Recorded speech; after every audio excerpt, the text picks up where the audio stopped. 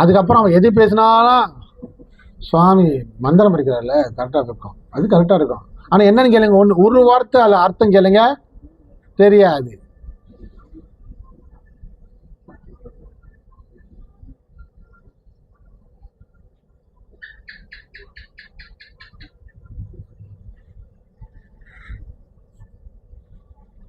அப்போ குரு பேசுகிற கேட்டுக்கிட்டே இருக்கணுமா, கேட்டு உணரணுமா? அப்போ அந்த உணர்வு மையத்துக்கு வர்றதுக்கு தான் பயிற்சி. அந்த பயிற்சிக்குள்ள தகுதி தான் உங்களை முதல்ல சரி கையாள சொல்கிறேன். உணவு பழக்கங்கள், ஒழுக்கங்கள், இதெல்லாம் கொஞ்சம் கவனிக்க சொல்கிறேன், சரிப்படுத்த ஆரம்பிக்க சொல்கிறேன். அடிப்படையே செய்யல, அடிப்படை. இப்போ ஒரு ஒன்னாப்பு பாருங்க, ஒன்றா போகிறப்ப என்ன சொல்லி கொடுப்போம்? ABCDEFG, இது மனப்பாடம் பண்ணி ஷார்ட்கட்டாக முடிக்கிறோமா? நானும் ஏபிசியாக சொல்லி தரேங்க. இதை சரியாக படித்து மனப்பாடம் பண்ணி அதுக்கு ஒரு ஒரு ஃப்ளூனா வரணுமா இல்லையா? அதுக்கு படி நம்ம அடுத்து என்ன சொல்லுவோம்? A for apple, B for ball, இப்படி சொல்லிட்டு வருமா இல்லையா? அடுத்த வரி வரும், அதை நல்லா படித்து மனப்பாடம் பண்ணி அதுக்கு ஒரு டெஸ்ட் வைப்போம். எல்லாத்துக்கும் ஒரு டெஸ்ட் இருக்குது, ஆமாம் தானே? இதை எதுவுமே செய்யாமல் நான் ஸ்கூலுக்கு போயிட்டேன், வாத்தியார் ஏ சொல்லிட்டாரு, அவ்வளோதான். வாத்தியார் சொன்னது மண்டையில் இருக்குது, ஏ சொல்லிட்டாரு, ரைட், அவ்வளோதான். நீ வீட்டில் வந்து அதை பயிற்சி பண்ணுமா இல்லையா? வரிசைப்படுத்தி சொல்லணும், ஒரு படியாக சொன்னால் தானே நீ பரீட்சை எழுதுறப்ப ஈஸியாக பரீட்சை எழுதுவ. இது எதுவுமே செய்யாமல் கேட்டுக்கிட்டேன் எல்லாத்தையும் தான் கேட்டுருக்கேன். பூனை மியாவும் சொல்லுது, அதுவும் கேட்டுக்கிட்டேன். வீட்டில் வந்து புருஷன் கிட்ட நீ மியாவுன்னு பேசுவியா? நான் கேட்குறேன். நாய் குலைக்கிறது கேட்டுக்கிட்டீங்க, கேட்குதா இல்லையா? காதுக்கு சசமாக நம்மளே செஞ்சு பார்ப்போம், நாய்கிட்டையும் செய்வோம், ஆமாம் தானே? அனுபவம், இதெல்லாம் அனுபவம். நாய்கிட்ட சொல்லியா? ஏன்னா எனக்கு ஆசை அதோட மொழியை படிக்கிறதுக்கு. ஆனால் அது என்னை பார்த்துட்டு துப்பிட்டு போயிடும். நான் என்ன சொல்ல பார்த்தா நீ என்ன சொல்லிட்டு இருக்க? ஏன்னா எல்லாமே கேட்டுட்டு தான் இருக்கோம். கேட்டுதெல்லாம் வீட்டில் அப்ளிகேஷன் பண்ணா நம்ம பொண்டாட்டி நம்பர் என்ன ஆட்டுவா? பைத்தியக்காரன் வீட்டுக்கு வந்துட்டான், பிள்ளைகிட்ட சொல்லுவான், உங்கள் அப்பாக்காரன் பைத்தியக்காரன் வண்டான் பாரு, உள்ளே என்னமோ குலைக்கிறான் பாரு, நாய் குலைக்கிற குலைக்க. தமிழில் நல்ல நல்ல வார்த்தையை பேசினாலும் உங்கள் அப்பா குலைக்க ஆரம்பிச்சிட்டான்.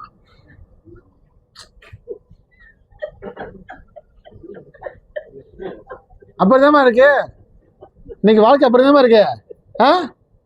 நம்மளுக்கு பைத்தியக்காரன் பட்டம் கொடுத்துருவாங்க விட்டா, நம்ம சுத்த தமிழில் பேசுவோம். ஆனால் என்ன சொல்லுவாங்க? உங்கள் அப்பா பாரு நாய் மாதிரி குலைக்க ஆரம்பிச்சிட்டான். வேடிக்கையால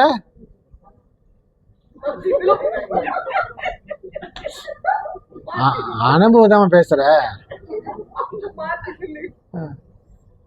அப்ப எல்லாமே கேட்டுட்டு தான் இருக்கோம். ஆனா கேட்டுட்டு நம்மளுக்கு தெரியல நம்ம நாயா இல்லைன்னு. அவங்க சொல்லிட்டாங்க நாய் மாதிரி குலைக்கிறானே, நம்மளுக்கு தெரியல, நம்ம தெளிவா இருக்கனால நான் தெளிவா தான் பேசுறேன். அவங்க ஏத்துக்க தகுதி இல்லை. அவங்க நான் சொல்ற விளக்குகள் ஏத்துக்க தகுதி இல்லைனால தான் அவங்க நம்மகிட்ட எகெயின்ஸ்ட் பண்றதுக்காக நம்மள நாயின்னு சொல்லி நம்ம கேவலப்படுத்த பார்க்குறாங்க. அதுக்கு நம்ம நாயா மாறிடணுமா? நான் நாயா மாறினா நான் எதுக்கு இங்கே வந்தேன்? நீ நாயை கல்யாணம் பண்ணிருக்கலாமே, நான் இன்னொரு நாயை கல்யாணம் பண்ணிட்டு போயிடுறேன், ஆமாம் தானம்மா?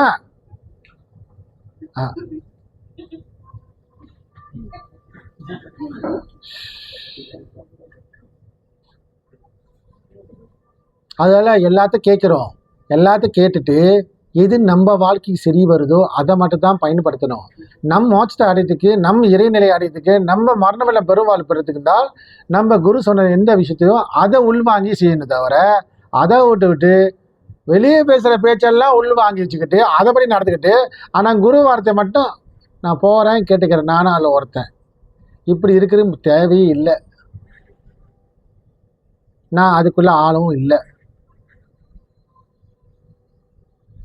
நானே அதுக்குள்ள ஆளும் இல்லை.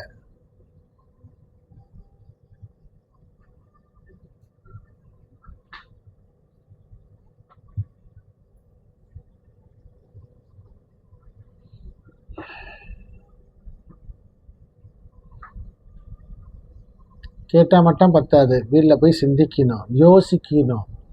சொன்னார் அதில் ஆழமான என்ன, சரி இன்னும் புரியலையா சாமி, இந்த வாரம் டைம் இருக்குமா, நான் உங்களை வந்து பார்க்கணும், சில தெளிவுபடுத்திக்க கேட்கணும். கேட்கலாமா இல்லையா? யாருக்கு பசி? உங்களுக்கு தானே. நீங்கள் தானே ஞானம் பெறணும், நீங்கள் தானே மோச்சாடினா, நீங்கள் தானே தெரிய வரணும். இப்போ அப்படி இல்லை, கதை மாறி போச்சு. குரு சிஷ்யனுக்காக காத்திருக்கு காலம் மாறி போய் நிற்கிது. இப்போ முந்தி சிஷ்யன் குரு கிடைக்க மாட்டாரோ தேடி தேடி அழிஞ்சு காத்து போன காலம் போய் இப்போ சிஷ்யன் என்ன செய்றாரு, டைம் இல்லை, நான் டைம் இருக்கப்போ வரேன், அப்போ நீ எனக்கு போதனை கொடு. இது விளங்குமா? நான் பார்த்தேன், இது விளங்காத கேஸு. நான் என்ன பண்ணேன், தேவையே இல்லை, அப்படி ஒரு ஸ்டூடெண்ட்டு தேவையே இல்லை எனக்கு. ஸ்டூடெண்ட் வச்சு நான் என்ன செய்ய போகிறேன், கஜானா கட்ட போகிறேன்னா? இல்லை இல்லை, நான் உழைச்ச போனால் நான் சம்பாரிச்சு சாப்பிட்டு போயிட்டு இருக்குதானே. நான் சிஷியனை நம்பி வளர்றேன், சிஷி என்னை நம்பி வரானா ஞானத்தை பெறதுக்கு.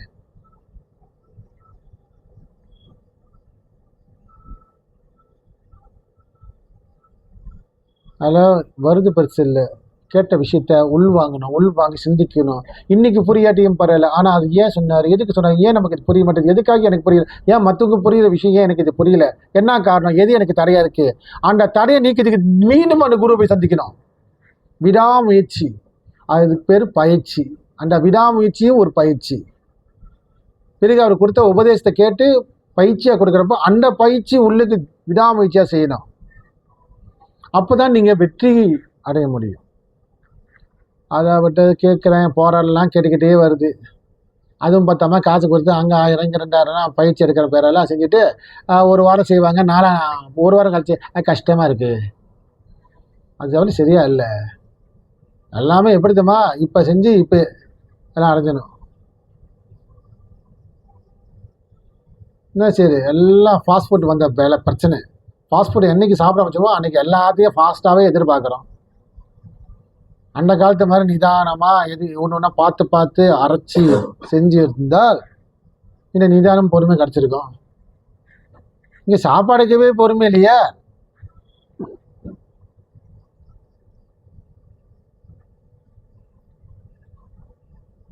சரிங்களா? சரியக்கிரை யோக ஞானத்தை நம்மளால் விளக்கி சொல்லிட்டேன். அது உள்வாங்க, கேளுங்க, தேடுங்க, முயற்சி பண்ணுங்க, விடாமுயற்சி செஞ்சுட்டு இருங்க. சும்மா கூட்டத்தோட கோவிந்தா போடாதுங்க. இது கூட்டத்தோட சேர்ந்துக்கிட்டு கோவிந்தா போட்டால் என்ன நடக்கும்? ஆட்டு மண்டை மாதிரி இருக்கக்கூடாது. எனக்கு ஆடு தெரிந்தானே, ஆட்டு மண்டை தண்ணி தெளித்தா எப்படி ஆட்டம். ஒரு ஆடு போனால் எல்லா ஆடு பின்னாலே போயிட்டு கிணத்துல போய் விடுவோம். ஆமாம் தானே? தெரிஞ்ச கதைலாம் உங்களுக்கு அப்படி இருக்காதுங்க. நம்ம 6 அறிவு படித்த மனிதர்கள் 10 பேர் போகிறாங்க தான். ஏன் 10 பேர் போகிறாங்க, என்ன விஷயம்? விசாரணை பண்ணுங்க, தேடுங்க, உங்களுக்கு விடை கிடைக்கும். விடை கிடைச்சாலும் நம்ம தெளிவாக இருக்கும். அப்போ இவங்க தான் தப்பாக போயிருக்காங்க. நீங்களாச்சும் தப்பிப்பீங்களே? 10 பேர் 9 பேர் குளிர் வந்துட்டாங்க, நீங்களாச்சும் அங்கே போகாமல் தப்பிச்சுட்டீங்களே. அது எது காப்பாச்சு? உங்கள் அறிவு தானே காப்பாச்சு உங்களை. அந்த அறிவார்ப்பு தான் கடவுள், அந்த அறிவார்ப்பு தான் சிவம்.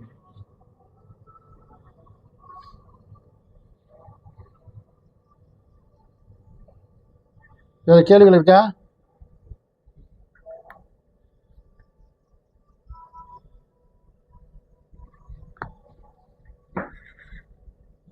கேள்வி இருக்கா?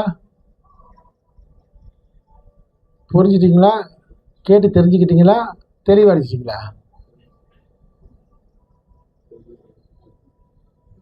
கேட்டு தெரிஞ்சுக்கிட்டீங்களா? இப்போ இல்லை புரிஞ்சுக்கிட்டீங்களா? இல்லை தெரிஞ்சுட்டீங்களா?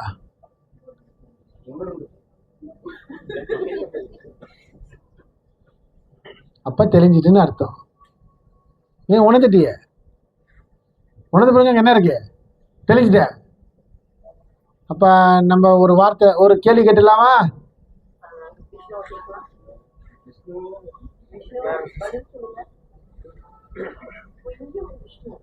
ஆமாம்,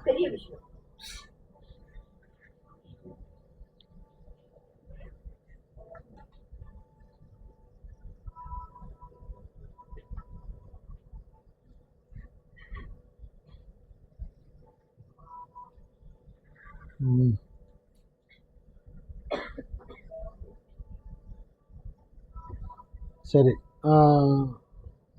இன்னைக்கு புதுசாக உபதேசம் எடுத்தவங்க உங்கள் அனுபவம் எப்படிம்மா? கோமதி, நீங்கள் கொஞ்சம் ஏஞ்சி நின்று சொல்லுங்கம்மா. சொல்லுங்கள், எதுவாக இருந்தாலும் பரவாயில்ல. நீங்கள் என்ன உணர்ந்தீங்களோ அதை கொஞ்சம்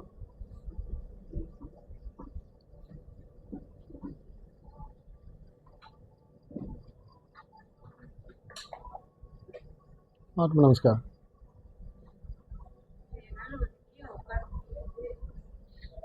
கொஞ்சம் வேகம் பேசுங்கம்மா.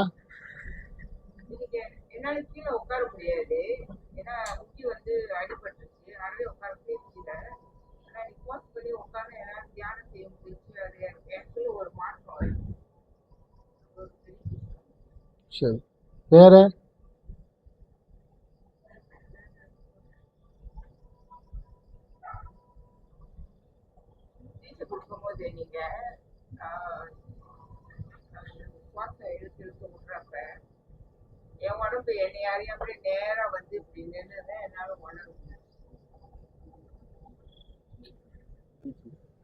ஒரு விஷயம் நீங்கள் கிளியராக தெரிஞ்சுக்கணுமா?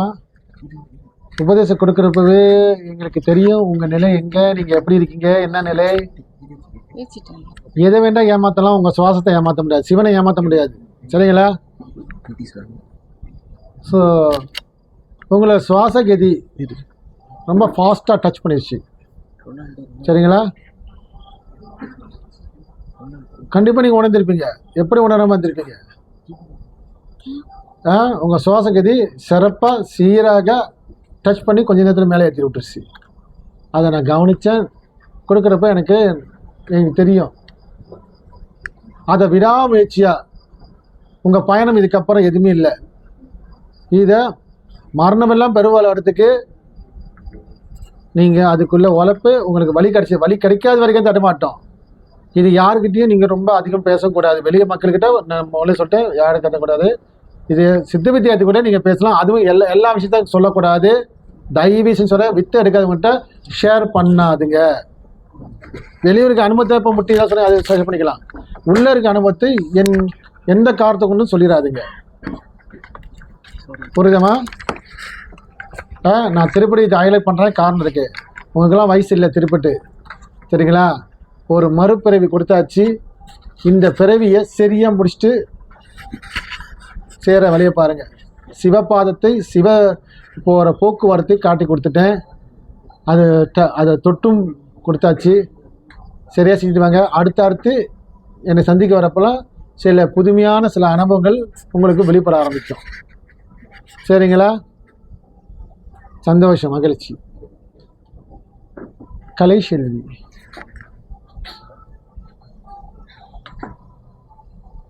நமஸ்காரம்.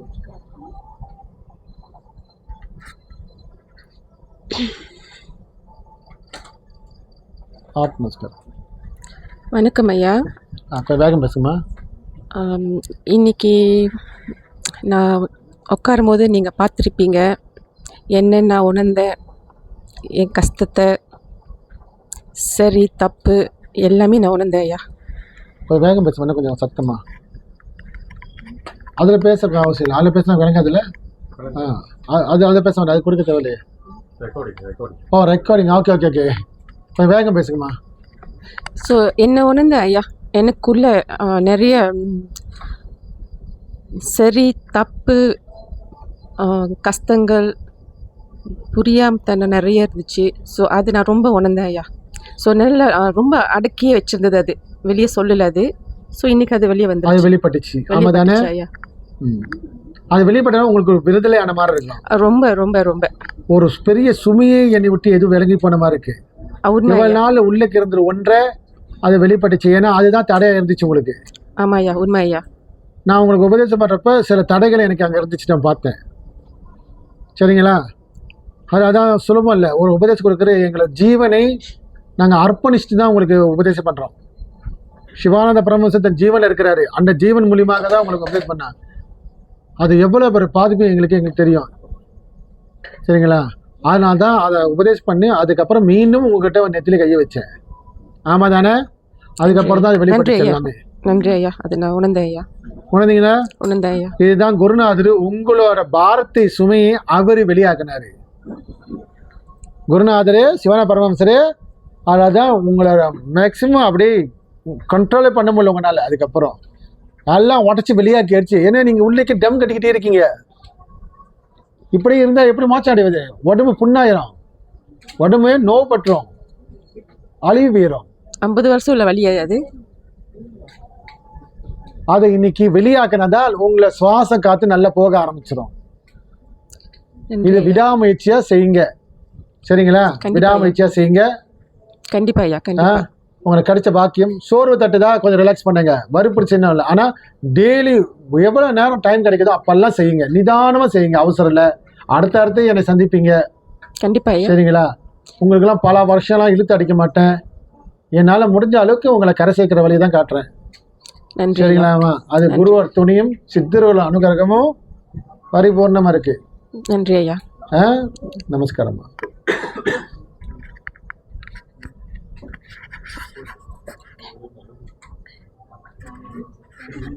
அதான் தேடுறேன், எங்க ராஜம்மா காணாம போயிட்டாங்கன்னு. அம்மா கொஞ்சம் இங்க வந்து பேசுங்கம்மா. ரொம்ப எட்ட போய் என் குரல் எனக்கு நான் காதை அப்படி இழுத்து வச்சு கேட்கணும் போல.